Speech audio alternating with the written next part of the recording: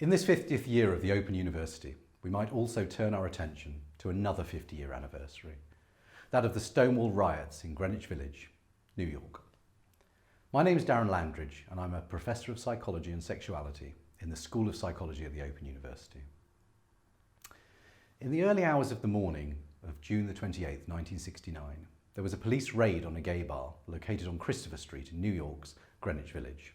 This was the Stonewall Inn. Police raids like this were not unusual.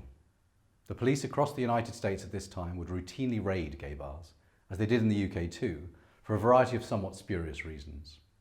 Typically the venue would receive a fine, and some of the more undesirable patrons, people of colour, which lesbians, drag queens and other people who transgressed traditional gender norms, would be carted off in a paddy wagon. On this particular night in June, the charge was the illegal sale of alcohol.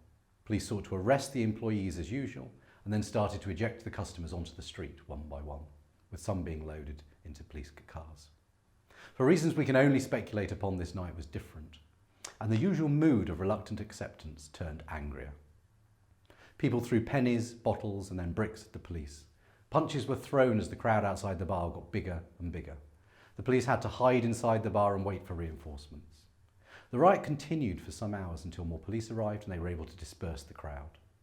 Violence continued on the second night, in large part due to an offensive article in the newspaper, and so the legend of the Stonewall Inn riots begins.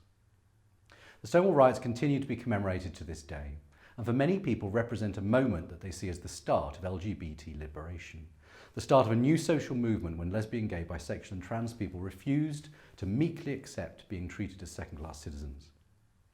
The Pride marches that we now see annually on an international scale grew out of an attempt to remember this specific event in the form of what was then called the Christopher Street Liberation Day.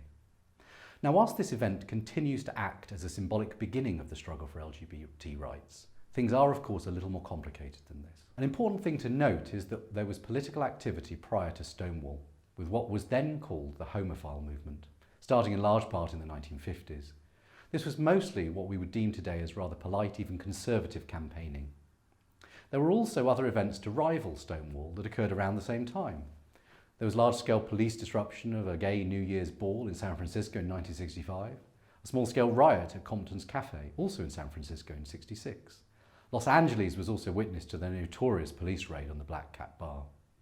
But it's the Stonewall Riot of '69 that is remembered and commemorated today. There are many possible reasons for why this is the case, and some will never be known. But a key element in this event being commemorated is that very different kinds of people united around a common cause and had sufficient resource, personal and political, to organise a process of symbolic reenactment in the form of an annual march.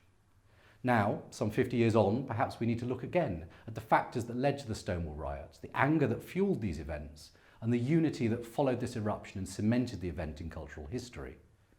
For while some people will think everything is okay for LGBT folk today, the evidence suggests otherwise.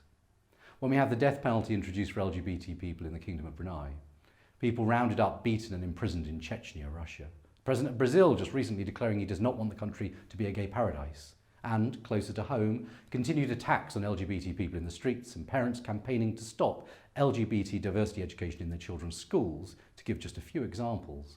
I'd argue there still remains much to do. The danger is complacency, thinking that the fight has been won once and for all. There is not an inevitable march of progress. The forces of oppression appear in many forms and can always rise again. So what lessons can we take from Stonewall? Well, firstly, I think it shows how anger at injustice can be a positive force, a motivation to effect change. The continued police harassment and general sense of oppression led to an angry outburst, but the key was that this anger was then used to press for change. It's the harnessing of anger that is often critical in driving social movements. The other lesson is the need for unity.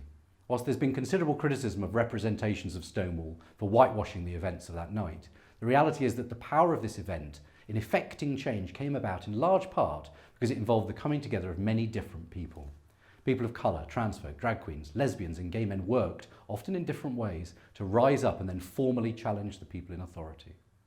So when we commemorate the 50th anniversary of the Stonewall Riots and our Pride marches and beyond, I'd like to suggest we not only revel in a glorious story, but also remember how important it is to harness our justifiable anger at oppression for good, and crucially, to remember how change comes about most effectively when we work together across differences rather than operate in silos, or worse still, engage in what Freud termed the narcissism of small differences.